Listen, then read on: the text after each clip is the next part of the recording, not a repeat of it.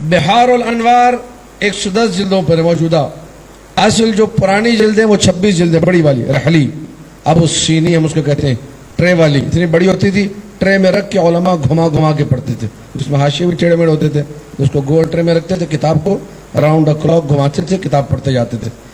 تو 26 جلدیں وہ، یہ 26 جلدیں بڑی والی بڑے سائز کی، آدھے آدھے میٹر کی، یہ پڑھنا، یہ 110 جلدیں۔ کوئی بندہ اگر پوری بہار پڑھ لے فخر سے سینہ ٹھوک کے بولتا ہے ہاں ایک دفعہ میں نے بہار پڑھی ہے۔ شیخ عباس قمی اپنی کتاب سفینۃ البحار میں لکھتے ہیں از اول تا آخر میں نے 6 مرتبہ بحار الانوار پڑھی ہے۔ کتنی مرتبہ؟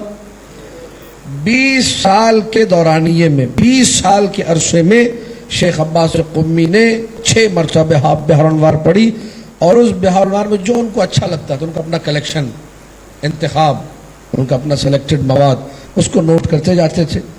20 سال کے بعد ایک کتاب تیار ہوگی 8 جلدوں کی، جس کا نام ہے سفینۃ البحار، بحار الانوار نور کے سمندر، سفینہ کہتے ہیں کشتی کو۔ شیخ عباس کہنا ہے چاہ رہے ہیں میں نے نور کے سمندر میں اپنی کشتی چھوڑ دی، جو موتی ملتے گئے میں آپ لوگوں کے لیے پیش کر رہا ہوں۔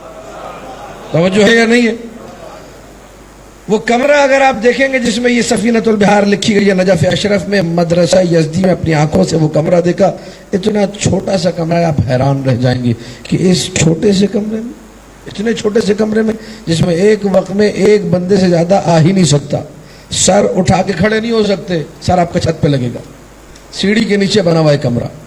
اس میں شیخ عباس قمی نے ایک کتاب لکھی سفینۃ البحار، مرزا سفینۃ البحار لکھی، اور بھی بہت ساری کتابیں آپ جانتے ہیں، مفاتیح الجنان ان کی کتاب ہے مشہور معروف دعاؤں کی۔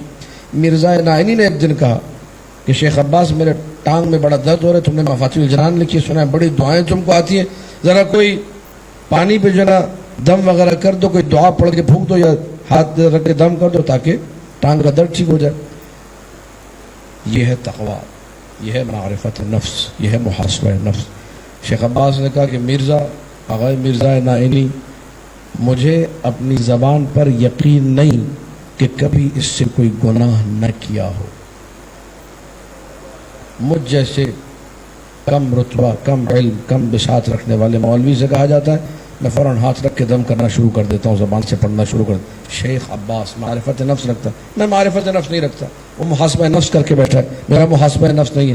کہا میری زبان میں ممکن ہے اثر نہ ہو کیونکہ مجھے یقین نہیں میں نے اس سے کوئی گناہ نہ کیا ہو، لیکن یہ جو میری انگلیاں ہیں نا، زندگی بھر اہل بیت کے لیے لکھا ہے۔